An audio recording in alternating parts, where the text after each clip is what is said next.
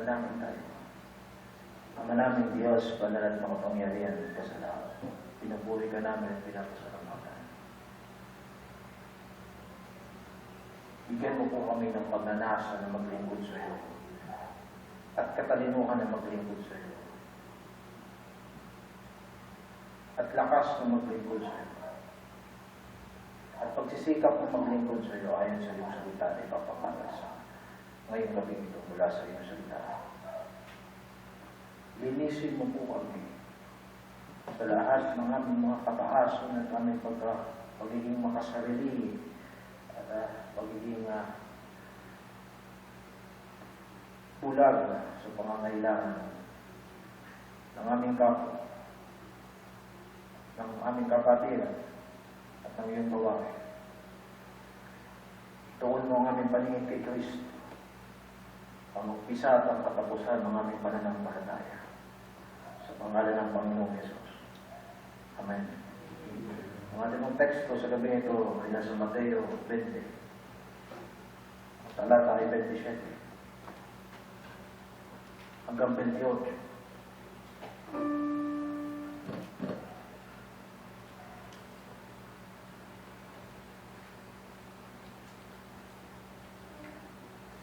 At sino mang mag-ibig na maging una sa inyo, ay maging alipin ninyo.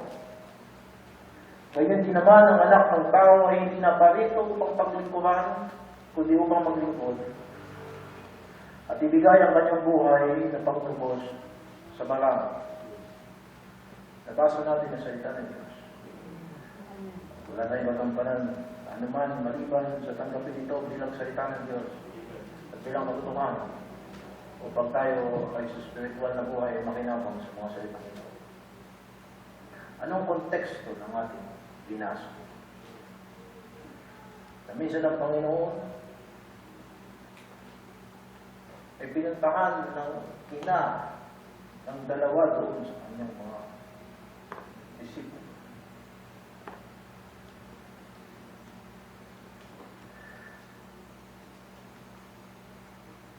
Sa aklat ni Marcos, sinabi na ito ay si Santiago at si Juan,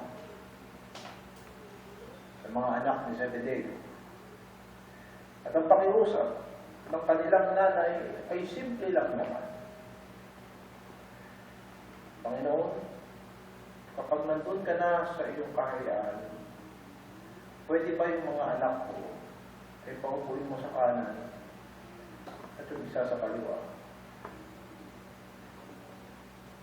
Simpleng paghahangad at simpleng pagnanais na makatabi ng Panginoon sa kanyang trono. Sumagot ang Panginoon sa talatang 22, mangyayari bagang inumin ninyo ang sawang malapit ng aking inumin. Alam niyo yung tinatanong nyo, hindi nyo naiintindihan. Hinihingi nyo, hindi nyo naiintindihan. Kayo ba ay iinom ng sarong yung kapahitan na aking iinumin? Sapagkat tinutukoy ng Panginoon dito, yung kanyang kahirapan kailangan daanin upang siya ay pumupo sa trono ng kaluwalhatian. Kaya na sinasabi sa kanal na kasulatan, ng anak ng tao ay dapat mamatay at ilibing at pagkatapos ay 3 araw siya muling mabubuhay bago siya pumasok sa kanyang kaluwalhatian. Ang tanong ng Panginoon, ikaw, yan mo mga anak mo, kaya nilang inumin, daanan yung pagdadaanan ko, at ang sabi, kaya namin. Sabi ng Panginoon, totoo, susunod kayo sa akin. Makakabahagi kayo sa aking mga kahirapan, pero yung uupo ka sa kanan, sa kaliwa, ay hindi ako ang magbibigay niya, kundi ang Ama na nasa langit. Simpleng tanong, simpleng hingi, simpleng paghingi na nagdulot ng pagtatalo-talo sa 12 apostol, talatang 24, at nang marinig ito ng 10 ay nagalit laban sa 2 kapatid. Pambihira ang 2 kapatid. Gusto pang makalamang sa atin. Gusto pang makaangat sa atin. At doon nagsalita ng Panginoon patungkol sa kadakilaan ng paglilingkod. Sinabi ng Panginoon na ang ganong klaseng sistema ay sistema ng sanlibutan, ng klase ng kataasan na hinahangad ng mga tao upang maging Panginoon ng kanyang kapwa. Sa sanlibutan, uso na maging pinuno upang kanyang pasunurin at sakupin ang lahat ng kanyang pinangungunahan. At sabi ng Panginoon, hindi yan kagaya ng sa inyo. Kundi kung sino ang dapat niyong tularan ay ang anak ng tao at yan si Kristo. Na hindi na parito si Kristo upang siya ang paglingkuran, kundi siya ang maglingkod. At upang ibigay niya ang kanyang buhay para pangtubos ng nakararami.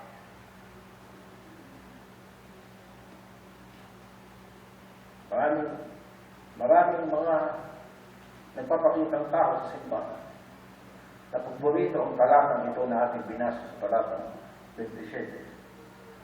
Sapagkat inaakala nila na kung ang motibo nila ay maging dakila at maging pangunahin ay kailangan nilang magsakripisyo at kailangan nilang maglingkod.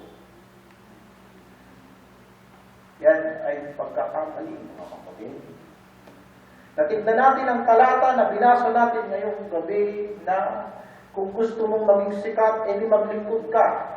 Sa makatuwid, ang paglilingkod ay magkakaroon ng motibo upang ikaw ay mangibabaw at manguna at manakop sa buhay ng iyong kapatiran na hindi mabuting bagay. Hindi tinuturo ng talatang ito na ang kadakilaan, ang motibasyon ng ating paglilingkod, kundi dapat natin maintindihan na ang kadakilaan ay laging may kasamang paglilingkod. Sa makatuwid bagay, maintindihan nawa ninyo mga kapatid. Na kaya may paglilingkod sapagkat may natatagong kadakilaan. Ang paghahangad upang maging pinuno ay paghahangad upang maglingkod.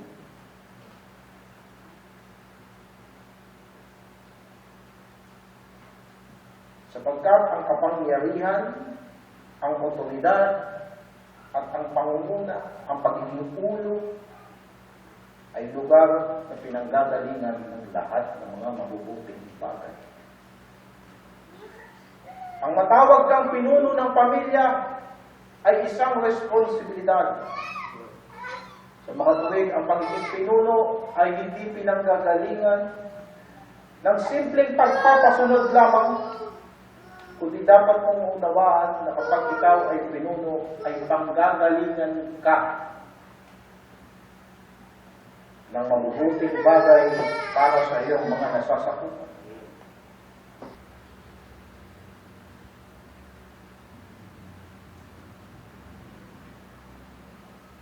Ibig ko sabihin, mga kapatid, na ang pagiging pangulo o ang pagiging matanda o ang pagiging leader ay pagkakaroon ng posisyon upang gumawa ng mabuti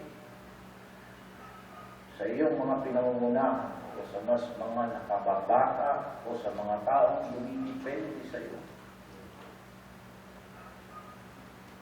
At sa atin, ito ay sa biyaya lamang ng Diyos. Tignan niyo mga kapatid, halimbawa. Tignan niyo ang kaluwalhatian ng Diyos. Siya ang dakila sa lahat. Kaya nga ang lahat ng tao ay dapat magtiwala sa Kanya. Sapagkat siya ang pinanggagalingan ng lahat ng mabubuting bagay. Pinasisikap niya ang araw sa mabuti at masama.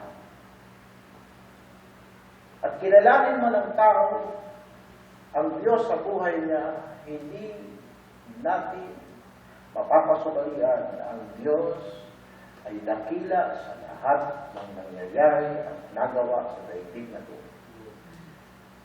Ginagawa baga ng Diyos ang kanyang kabutihan upang ang tao ay sumunod sa Kanya.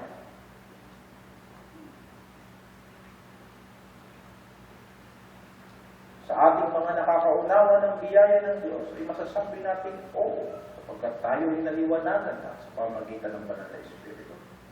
Na ang kabutihan ng Diyos ang nagtuturo sa atin, sa ating mga makasalanan, upang tayo ay nagsisi at sumunod sa Diyos.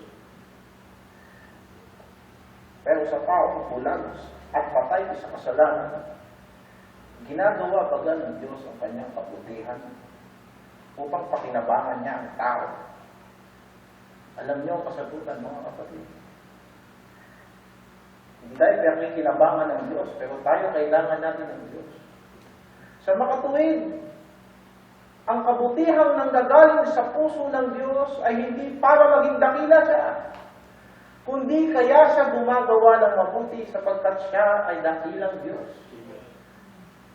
Siya ay Diyos na kung wala siyang gagawin ay wala anumang mangyayari sa buhay natin. Kaya ang kataasan, ang pinanggagalingan ng mabuting bagay at hindi ka dapat gumawa ng mabuting bagay upang ikaw ay magmataas.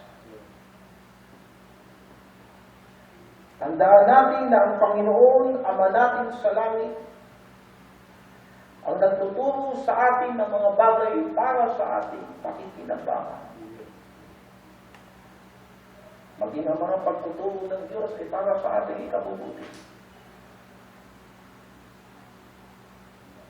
Anong sinabi ng ating binasa kanina? Sa awit, 103, talatang 1 hanggang 15. Purihin mo ang Panginoon o aking kaluluwa, at huwag mong kakalimutan ang kanyang mga benepisyo.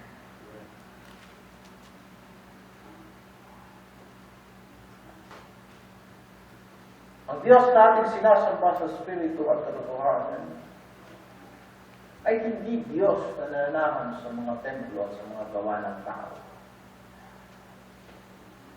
Na hindi siya naluluwalhati basta-basta na lamang sa anumang ihahandog natin sa Kanya. Na para bagang kailangan ng Diyos ng kahit ano. Kundi sa katotohanan, siya pa nga ang nagbibigay ng hininga, lakas at lahat ng bagay.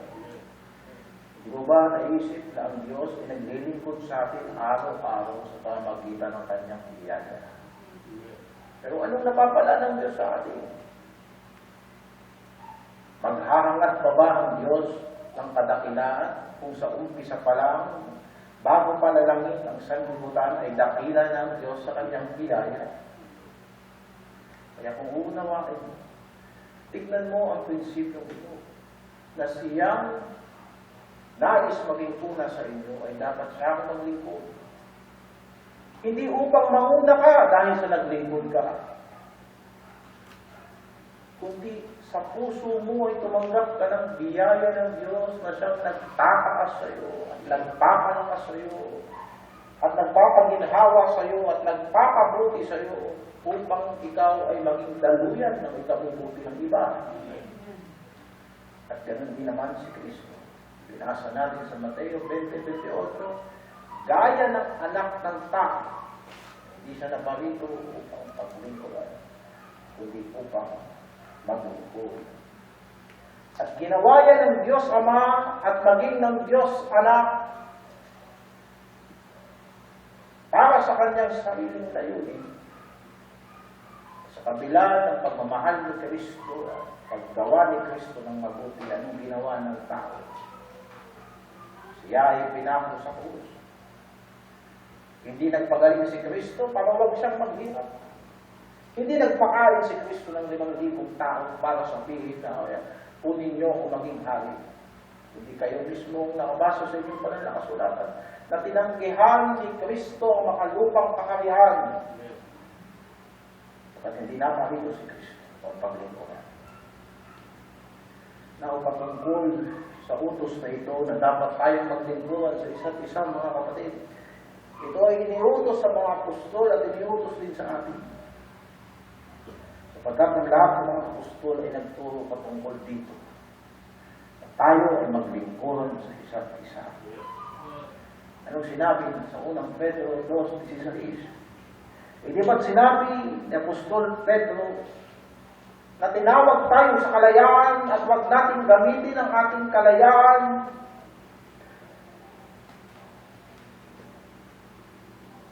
upang pagtakip sa ating mga kasalanan, kundi tayo ay maglingkod sa Diyos.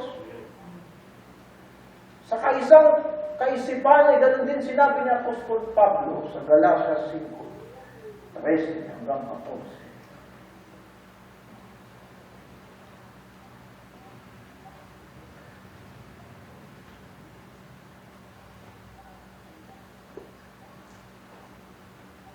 Sapagkat kayo mga kapatid ay tinawag sa kalayaan, huwag lamang gamitin ang inyong kalayaan upang magbigay kadahilanan sa laman, kundi sa pamamagitan ng pag-ibig ay maglingkuran kayo.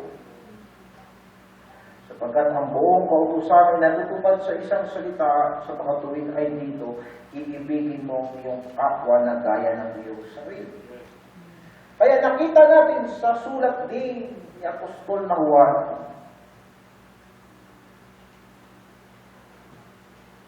na ang paglilingkod sa Diyos at ang paglilingkod sa kapwa ay hindi mo pwedeng paghiwalayin.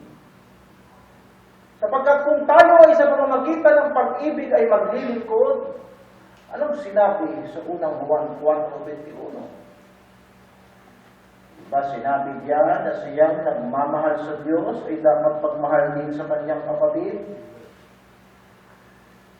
Kaya hindi maaaring isipin ni naman ang paglilingkod sa Diyos ay walang manifestasyon sa paglilingkod sa kanyang kapatid. Walang naglilingkod sa Diyos na hindi makikibahagi sa kabigatan ng kanyang iglesia. Walang naglilingkod sa Diyos na hindi magkakaroon ng buhay na kapakipakinabang. Na mag-uumpisa sa iyong pamilya, na nadaluyan ka ng pagpapala hanggang sa malalayong mga tao pa na maaabot ng biyaya ng Diyos sa buhay mo. Huwag nawang isipin nito man na naglilingkod ka sa Diyos na walang manifestasyon na naglilingkod ka sa iyong kapatiran. Pagkat siyang nagmamahal sa Diyos, ay nagmamahal din dapat sa kanyang kapatid. At dahil dito sinabi rin ni Juan na hindi dapat tayo magmahal sa salita lamang, kundi dahil dapat din ay sa gawa. At patungkol dito nagsalita rin si Santiago na dapat sa loob ng simbahan ay walang pagtatangi-tangi. Ang pananampalatayang tinanggap natin kay Kristo ay hindi nagdudulot dapat ng pagkakabahagi, kundi tinatrato natin ang bawat isa ng pantay-pantay, sapagkat ang Diyos ay hindi nagbibigay lubod sa tao. Ipinapakita dapat ng bawat Kristiyano ang kanyang pananampalataya sa pamamagitan ng gawa. Kaya sinabi ni Santiago sa ganitong usapin, ang pananampalataya walang gawa, patay. Pagkat kung nakita mo ang iyong kapatiran, nangangailangan, at pagkatapos sasabihin mo na ipapanalangin kita na hindi mo gagampanan ang iyong tungkulin bilang kapatid, paano mo sasabihin na nalalahat sa iyo pag-ibig ng Diyos? At paano mo sasabihin na ikaw ay pananampalataya sa Diyos? Kaya nga mga kapatid, kagaya na ang katawang walang espiritu ay patay, hindi ng pananampalataya at walang gawa ay patay. At yan ay tumutukoy sa pag-ibig sa kapatiran. Yan ay tumutukoy sa pag-ibig mo sa iyong iglesia. Ang pag-ibig mo sa iyong iglesia. At pagsuporta mo sa mga gawain ng simbahan na kung saan nilagay ka ng Diyos, ay paglilingkod mo sa Diyos. Kung ito ay iniutos sa akin na maglingkod sa Diyos at ganoon din sa bawat isa, ano ang kadakilaan dito? Yun ang ating pag-usapan sa gabi nito. Ang kadakilaan ng paglilingkod sa kapwa Kristiyano o ang kadakilaan ng Kristiyano Kristiyanong paglilingkod. At yan ay dalawang bagay lamang sa gabi nito, mga kapatid. Na doon mismo makikita natin sa binasa natin sa Mateo 20.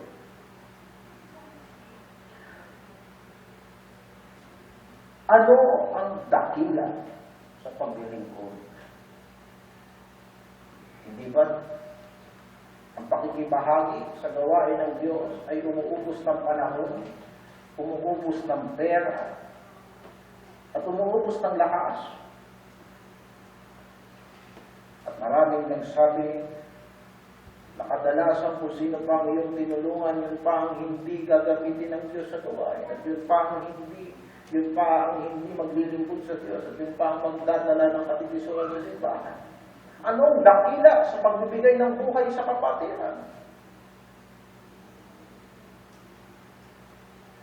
Mga kapatid, dakila ang paglilingkod sapagkat ito ay pakikisa kay Kristo. Anong sinabi ng banasa natin? Gayon din naman ang anak ng tao ay hindi naparito upang paglingkuran, kundi maglingkod.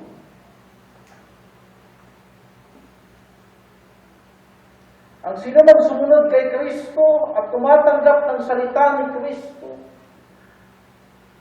at susunod sa salita ni Kristo ay dapat maglingkod kagaya ng paglilingkod ni Kristo. Sapagkat wala tayong ibang halimbawa maliban sa ating Panginoon. Dakila ang paglilingkod sa Diyos sapagkat sa katapos-tapusan ng panahon ay wala nang ibang tinanggap na paglilingkod ang Ama maliban sa paglilingkod ni Kristo. At kung makikisama tayo kay Kristo sa paglilingkod, sa pananampalatayang ito, tinatanggap tayo ng Diyos dahil kay Kristo. Sapagkat si Kristo ang dakilang paglilingkod. At huwag nawa isipin ni mo man na pananampalatayang Kristiyano ay pananampalataya ng mga tamad. At pananampalataya ng mga makasarili, at pananampalataya ng mga walang determinasyon na maging pagpapala. Kundi ang panawagan ng Diyos simula umpisa hanggang katapusan sa pananampalataya ay panawagan upang ikaw ay maging pagpapala. Tinawag ng Diyos si Noah para sa kaligtasan ng kanyang tahanan. Tinawag ng Diyos si Abraham upang maging ama ng maraming bansa. Tinawag ng Diyos ang Israel mula sa Ehipto sa mga magitan ni Moises upang sa kanila mga batas ng Diyos at ang mga propeta ay mangusap tungkol sa pagdating ni Kristo sa laman. Gayon din naman tinawag tayo ng Diyos kay Kristo. Hindi natin pinili si Kristo, kundi si Kristo ang pumili sa atin upang tayo ay humayo at magtaglay ng mga bunga. Huwag mong sabihin na ang paglilingkod sa iyong kapatiran ay hindi parte ng bunga ng Kristiyano. Hindi mo ba nabasa o nakalimutan mo na ang bunga ng Espiritu ay pagmamahal, kasiyahan, kabaitan, kaamuan, kapayapaan at pagtitiis. Mayroon kayang kabaitan na hindi pinapakita sa kanyang kapwa. Mayroon kayang pag-ibig na hindi pinararamdam sa kanyang iglesia. Kung talagang kayo ay pinananahanan ng Espiritu ni Kristo, magparamdam kayo ng pagmamahal mo sa Panginoon. Magpakita kayo ng kabaitan. Magpakita tayo ng kababaan ng loob at magpakita tayo ng paglilingkod. Kagaya ng anak ng tao na hindi na parito upang siya ang paglingkuran, kundi siya ang magbigay ng buhay.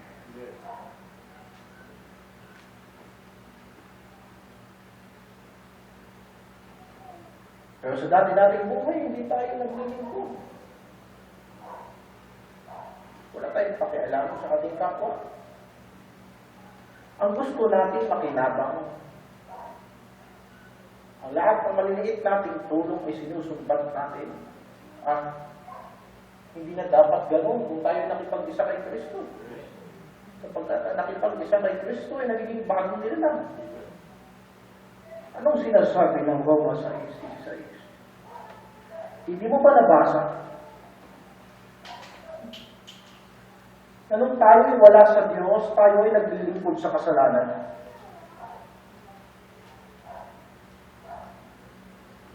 Hindi ba ganun nyo nalalaman na kung kanino ninyo inihahandog ang inyong mga sarili na pinakaalipin upang tumalima ay kayo'y mga alipin niyang inyong tinatalima?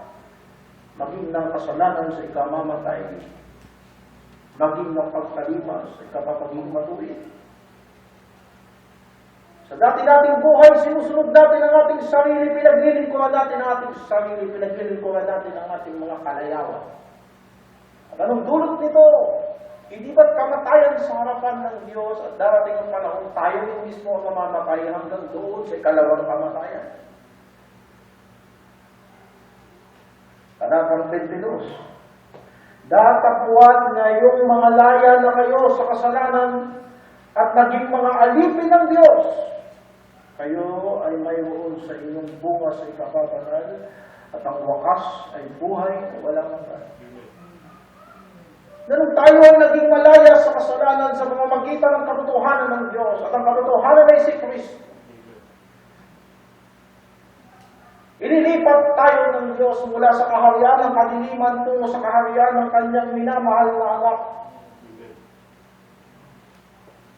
Nakalaya tayo sa ating pagiging makasarili. Sa ating kawalang pakialam.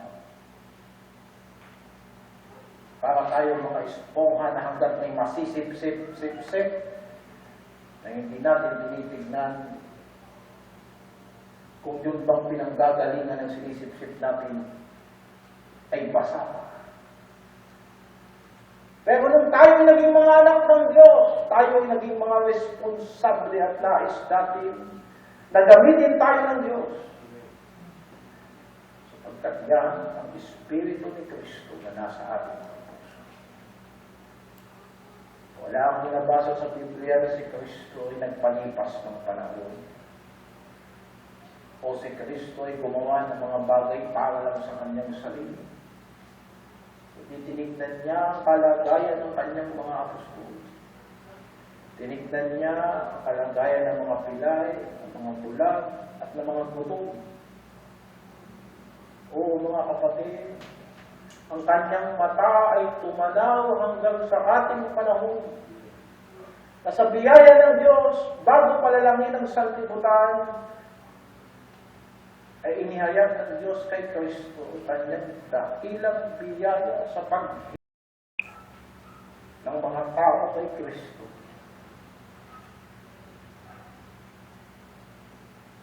Bakit hindi tayo makikisa kay Kristo sa paglilingkod? Kung ang kanyang Espiritu ay nananahan sa ating mga puso.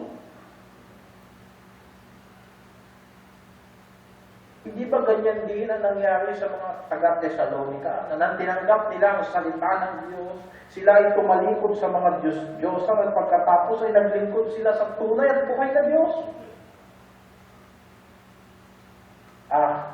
Hanggat may Diyos-Diyosan tayo sa puso ay hindi tayo makakapaglingkod na kagaya ng paglilingkod ni Kristo.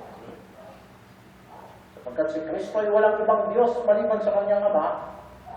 At walang minamahal na iba ang Ama maliban sa kanyang anak. At tayo nakikibahagi lang sa pagsasamang iyon. At kung sa palagay natin ay meron pa tayong ibang Diyos at binibigyan ng kaluguran sa daigdig na to, o isama na natin ang ating pagbibigay ng kaluguran sa ating mga sarili, hindi tayo makakapaglingkod ng tapat at totoo sa tunay at buhay na Diyos. Ilang beses man natin gamitin ang pangalan ni Kristo na parang mahika. Mga kapatid, ang pangalan ni Kristo ay hindi pangalan lamang, kundi yan ay katotohanan dapat na nakaukit sa ating mga puso. At tayo ay mga tao ng Diyos at buhay natin na maglingkod sa Diyos. Pinaglilingkuran natin ang Diyos sa pamamagitan ng pagiging katiwala natin sa mga bagay na pinagkatiwala niya sa atin. Pinaglilingkuran natin ang Diyos sa pamamagitan ng isang pagiging mabuting ama, sapagkat pinagkatiwala sa iyo ang iyong mga anak at ang iyong pamilya. pinagkatiwala, pinaglilingkuran mo ang Diyos sa pamamagitan ng pagiging mabuting ina, sapagkat pinagkatiwala sa iyo ang pagtuturo at ang pag-aaruga sa inyong tahanan. Paglilingkod sa Diyos ang iyong pag-aaral, sapagkat nais ng Diyos na ikaw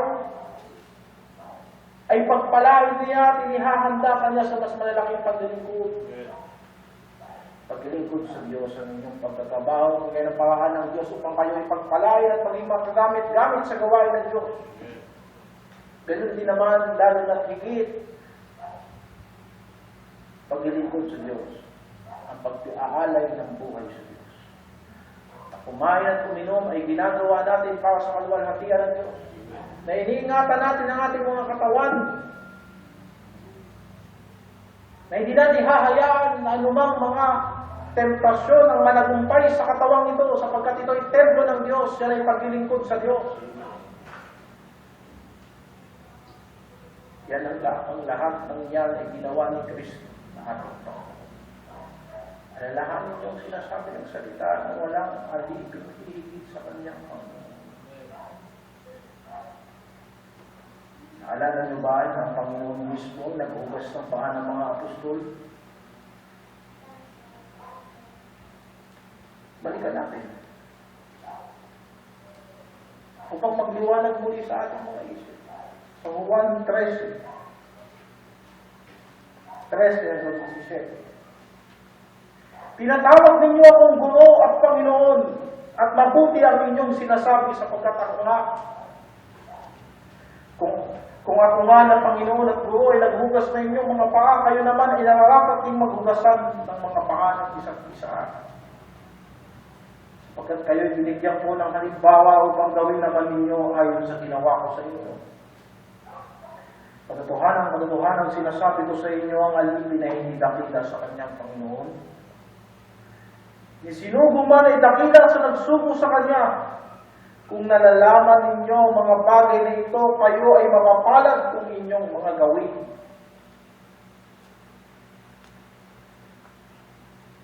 Ano ang mapalad? Yung isaalang-alang mo na hindi ka higit kay Kristo. Kung si Kristo hindi niya tinakasan ang paglilingkod sa kabilang nasa kanyang kapangyarihan, nang sinabi niya, maaari po ba na alisin mo sa akin ang sarong ito? Nagpapakita ba kayo ng kahinaan ni Kristo? O nagpapakita yun ng pagpapasakot ni Kristo sa kalooban ng Ama? Subalit hindi niya ginawa. O anong sa akala ninyong pinagpala kayo ng Diyos kung palagi kayong umiiwas sa pagkakataon ng paglilingkod? Balikan ninyo ang sinasabi ng banal na kasulatan. Mapalad kayo kung alam ninyo ang paglilingkod ni Kristo at gawin nyo rin ang paglilingkod ni Kristo. Hindi ka nakalamang sa iyong kapatid sapagkat nakatakas ka sa pagbibigayan o sa pag-aabuluyan sa gawain ng Diyos. Hindi ka nakalamang sa iyong kapatid sapagkat paupo-upo ka lang at ang mga kapatid mo ay nagpapawis sa gawain ng Diyos. Kung sino man sa inyo nagpapagal sa pangalan ni Kristo, isipin ninyo na pinagpala kayo ng Diyos. Sapagkat ang buhay nyo ay hindi inuubos ng mga walang kwentang bagay sa sanlibutan ito, kundi inuubos ninyo sa yapak ni Kristo. Alam ninyo ang mga bagay na ito. Mapalad tayo. Sa kabilang banda, mga kapatid, dakila ang paglilingkod sa Diyos sapagkat namumuhay tayo ng kakaiba sa takbo ng sanlibutan mo. Bumalik tayo sa ating text.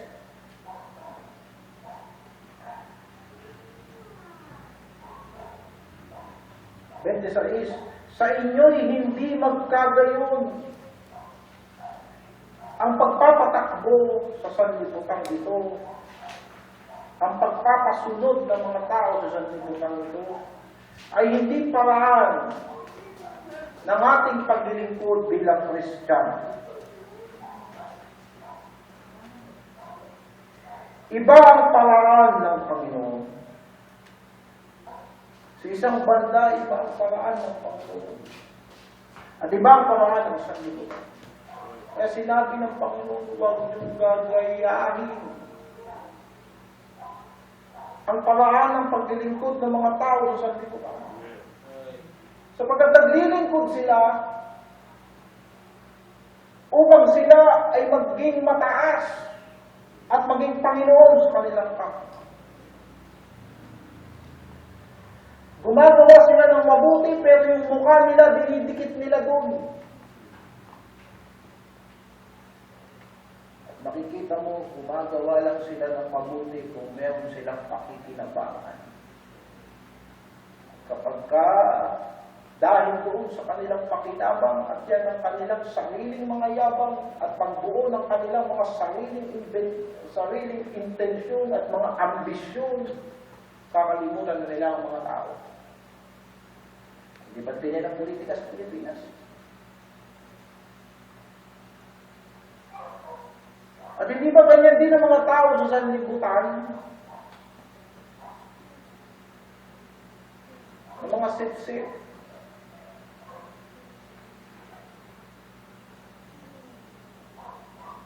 At gagamitin nila yung kanilang mga mabubuting gawa upang makalamang sa kanilang kapwa.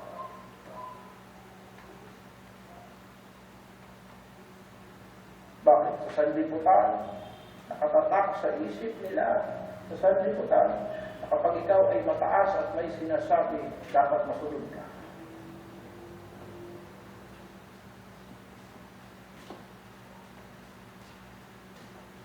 Ang mga magulang sa sanlibutan, iniisip nila na bakit magulang sila, dapat silang respetuhin dahil sila ay magulang. Hindi nila iniisip na dapat silang magpakita ng halimbawa at maging mga responsable silang magulang at paglingkuran nila ang kanilang mga anak sapagkat sila ay mga magulang. Hindi ba sa lahat ng level ng administrasyon ay ganun dapat ang mangyari? Pero sa sanlibutan, ito, kung malakas ang kumakain sa mga mahihina at ang kapangyarihan ang pinanggagalingan ng lahat ng mga tukso, hindi dapat ganun sa mga tao. Tandaan natin kung paano trinato ng sanlibutan si Kristo. Ikumpara mo yan.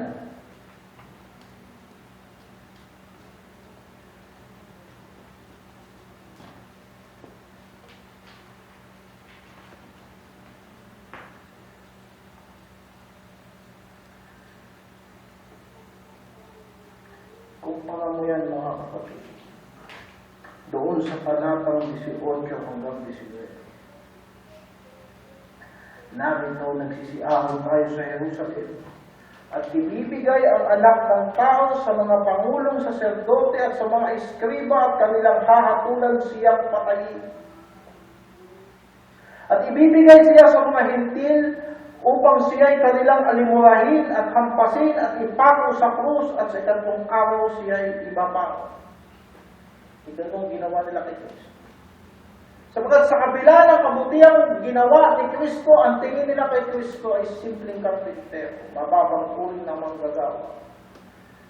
Pakikinabangan nila, pero hindi nila pananampalatayanan. Sino ang kanilang sinusunod? Sino ang kanilang sinasamba? Yung mga emperador na nakaupo sa trono. Yung may mga kapangyarihan na makapagpasunod ng mga sundalo. Yung mga tinitingala sa lipunan, yan ang kanilang susundin. Pero si Kristo, may papansin ba ng paglilingkod ni Kristo? Wala. Pinatay nila si Kristo.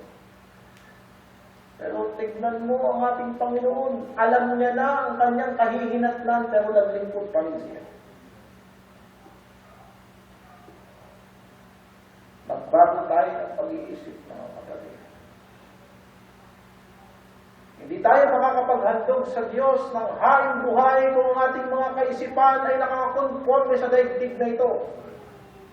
Magpapakitang tao lang tayo sa gawain ng Diyos at hindi matutuwa ang Diyos sa atin. Ikaw mismo malulungkot ka at hindi ka magiging masaya at sasabihin mo walang kwentang maglingkod sa Diyos. Pagkat naglingkod ka sa Diyos, sa pag-aakala mo na pwede ang paraan ng sanlibutan.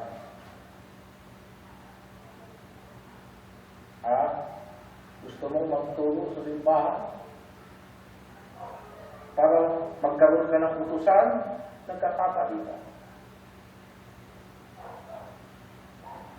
Gusto mong meron kang gawain sa simbahan para pagkatapos titingalain ka at titingnan kang mabuti kahit na masama ang iyong ginagawa, nagkakamali ka. Yan ay sistema ng sanlibutan. Tandaan natin na ang mabuting gawa ay hindi tungtungan sa kadakilaan, kagaya ng iniisip ng sanlibutan. Kundi naniniwala tayo na dakila ang Diyos sa buhay natin, kaya tayo gumagawa ng mabuti. Mabiyaya ang Diyos sa buhay. Sa kabila ng aking lahat ng kapintasan at pagkukulang sa Diyos. Andito ang banal na Espiritu na nagtutulak at nagsasabi, purihin mo ang Diyos. Pagkat maraming pagpapala sa iyo ang Diyos. At huwag mong kakalimutan ng mga bagay na napakinabangan mo sa Diyos. Hindi ka sinisigil ng Diyos. Subalit gusto ng Diyos na maglingkuran mo rin ang mga taong nangangailangan sa Diyos. Ganyan ba ang kaisipan sa sanlibutan? Ito na ang panahon ng mga simbahan ay para na lamang mga korporasyon.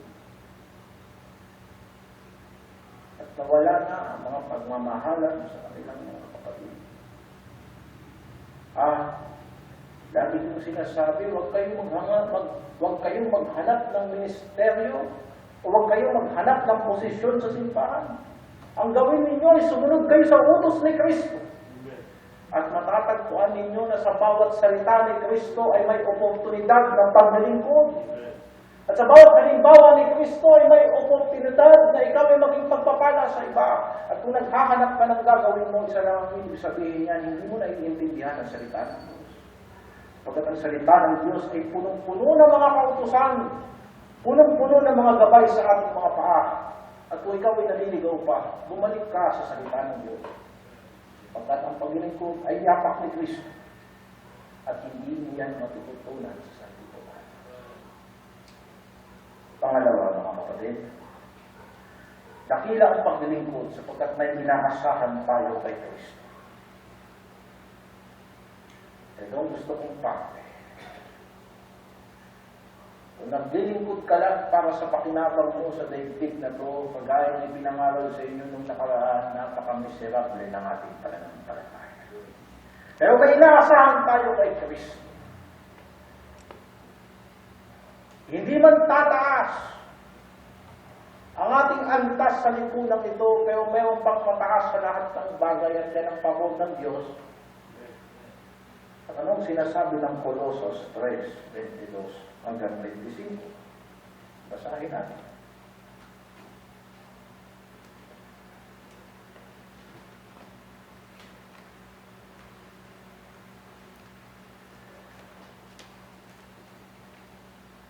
Mga alipin, magsitalima kayo sa lahat ng mga bagay sa mga yaong ayon sa laman ng inyong mga Panginoon. Hindi ang paglilingkod sa paningin na gaya ng pagbibigay lingkod sa mga tao, kundi sa katapatan ng puso ng mga takot sa Panginoon. Pagpakitang tao, maging matapat sa puso, magbigay ng kaluguran sa Diyos na may pagkatakot sa Diyos. Talatang 23. Anumang inyong ginagawa ay inyong gawin ng buong puso na gaya ng sa Panginoon at hindi sa mga tao. Yamang inyong nalalaman na sa Panginoon ay tatanggipin ninyo ang gantimpala sapagkat naglilingkod kayo sa Panginoong Jesucristo. Basa mo ba? Maaaring nagawa ng mga tao sa sanlibutan yung yabang na hinahanap nila sa kanilang pagpapakitang tao. Nang gusto na sanang palayain ni Pilato si Kristo at sinabi ng mga Hudyo, pag pinalaya mo ang taong yan, hindi ka kaibigan ni Cesar. Maaaring nakuha ni Pilato yung pagiging kaibigan niya ni Cesar. At binigay niya si Kristo para mamatay. Pero nakuha kaya ni Pilato ang pagiging kaibigan ng Diyos. Oo nga't kaibigan mo matataas na ang uri ng tao ito sa lipunan. Pero tinatanggap ka kaya ng Diyos? O ikaw na pakitang tao at mahilig sa pakinabang na pangsarili? Anong mangyayari sa buhay mo pag nakuha mo yung gusto mo?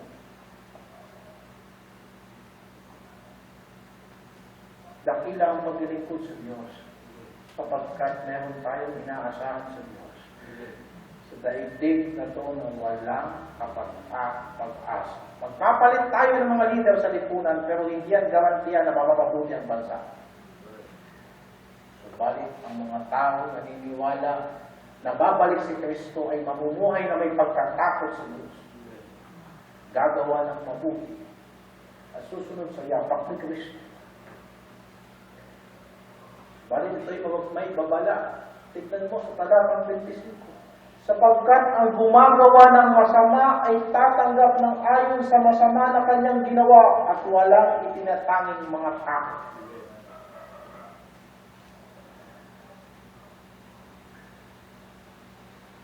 Ninyo ba naalala na sinabi ng Panginoon? Napapapalad ang lingkod na matagpuan ng kanyang Panginoon na ginagawa ang kanyang gawain. Mga kapatid, babalik si Kristo at ang mga gantimpala ay dala-dala ni Kristo.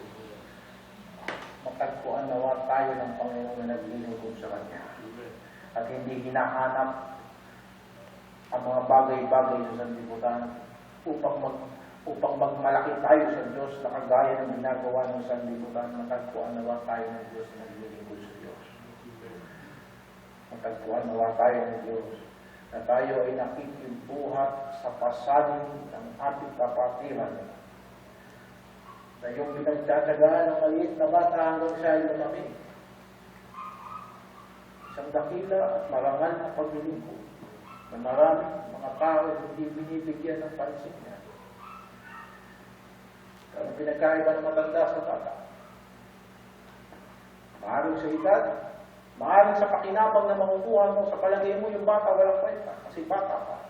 Pero hindi mo nakita na yan ay oportunidad din ng paglilingkod sa Diyos. Kaya kung tinatawag kayo ng Diyos na magturo kayo ng bata, pagturo kayo at paglingkod kayo sa Diyos. Pagkat yan ay kahalungagin sa harapan ng Diyos. Kita mo. Patagpuan ka nawa ng Diyos na hindi mo inuuna ang sarili. Na handa mong pasangin ang krus ni Kristo. Na sabi ng Panginoon, limutin mo ang sarili mo, pasangin mo ang krus at sumunod ka sa akin. Na ibinibigay mo ang buhay mo para sa pakinabang ng iba. Tinataguyod mo ang pamilya mo, hindi lamang sa pagkain, kundi sa isang mabuting halimbawa at pananampalataya. At ipinakikita mo ang isang maayos na pagtatrabaho sapagkat maraming mga kabataan ang susunod sa yapak mo na magsisipagtrabaho din na hindi dapat ang trabaho nila maging hadlang sa kanilang paglilingkod sa Diyos. Matagpuan nawa tayo ng Diyos na hindi tayo nakikipagpatumpero sa sanlibutan. Mga kapatid, dakila ang paglilingkod sa Diyos sapagkat ito lang ang paglilingkod na lalagpas sa lahat ng bagay na meron sa daigdig. Langit at lupa ay nilipas. Nilipas ang lahat. Ang pita ng mata at pita ng laman at ang kataasan ng pag-iisip, subalit ang gumagawa ng kalooban ng Diyos ay mananatili pagpakailan mo. Kapag dumating kaya ang anak ng tao, makakatagpo kaya siya ng pananampalataya. Subalit kailangan natin magpasensya. Ano sinasabi ng banal na kasulatan? Kailangan nyo ng pagtitiis upang patapos ninyong gawin ang kalooban ng Diyos ay tanggapin ninyong pangako. Gawin nyo ang kalooban ng Diyos at ang paglilingkod ninyo sa Diyos. Huwag kayo magbigay ng pakitsuran sa inyong iglesia. Huwag kayo magpakita ng masamang halimbawa sa inyong iglesia. Gawin nyo ang pinakamaliliit na bagay na maaari kang maging pagpapala sa iyong kapatid. Para sa kanyang ikatitibay at para sa kanyang ikalalakas. Pagkat ang gawain ng Diyos ay hindi gawain ng mga makasanlibutan. Hindi ito templo ni Satanas. Hindi ito senado upang dito tayo magdebate at magkagalitan. Hindi ito kongreso para magtayo-tayo tayo dito ng kanya-kanya nating pangalan. Ito ay katawan ni Kristo. At ito ay simbahan ng Diyos. At tayo ay mga batong buhay na ang dapat ginagawa natin dito ay naglilingkod sa Diyos.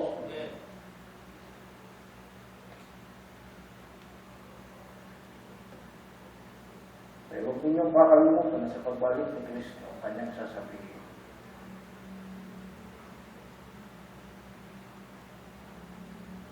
Magaling. Ikaw ay mabuti at tapat na lingkod. Gusto kong pansinin ninyo sa inyo mga Biblia. Tignan ninyo sa Mateo 25.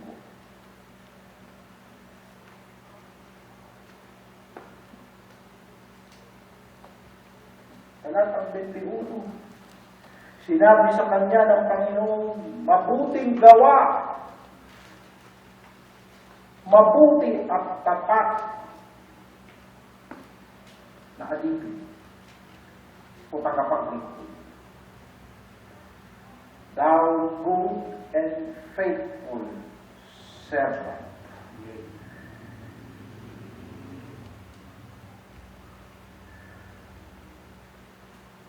Lahat tayo ay babalikan ng Diyos.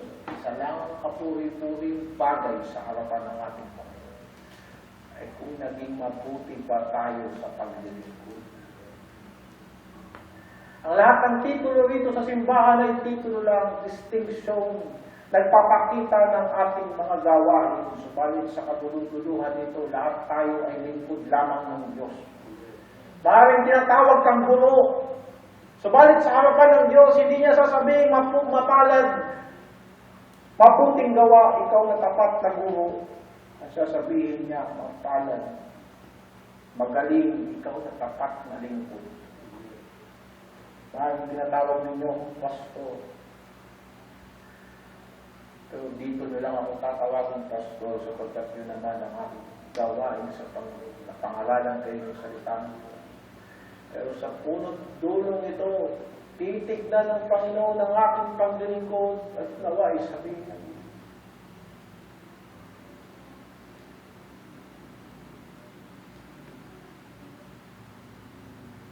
Magaling, tapat na lingkod.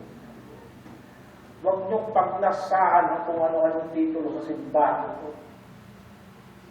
Paglasaan yung maglingkod kayo sa Diyos. Kahit walang kumikilala sa inyong pagiging leader, gawin ninyo ang paglilingkod sa Diyos sapagkat ang Diyos ang tumitingin ng lahat ng bagay at tumitimbang sa puso ng tao. Ang sabi rito, sapagkat naging matapat ka sa kakaunting bagay, gagawin kita tagapamahala sa maraming bagay. Kaya nga sinasabi sa banal na kasulatan, ito ay hinahanap sa lahat ng lingkod ng Diyos, na dapat ang lingkod ng Diyos ay matapat. At yan ang kadakilaan ng paglilingkod ng Kristiyano. Sapagkat ito ay pakikisama kay Kristo. Sapagkat ito ay pagsama kay Kristo. Sapagkat ito ay pag-asa kay Kristo. Sino sa inyo ang hindi pa naglilingkod sa Diyos? Namumuhay ka sa nakasanlibutang gawain.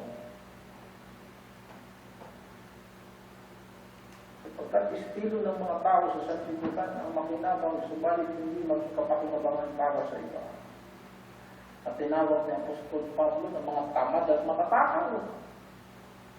Kasi sinabi niya kay Tito, sila ay sawayin mo na may kabagsikan upang magsipaggaling sila sa pananampalataya. Kung bakit sinabi ng Apostol Pablo sa unang iglesia na yung mga tamad na mga hindi nagtatrabaho, huwag mong pakainin. Sapagkat nakatanim sa isip at puso ng simbahan ng Panginoon na tayo ay mga lingkod ni Kristo. Kaya anuman bagay na matagpuan natin, gawin natin para sa Diyos. Maging matapat tayo sa Panginoon.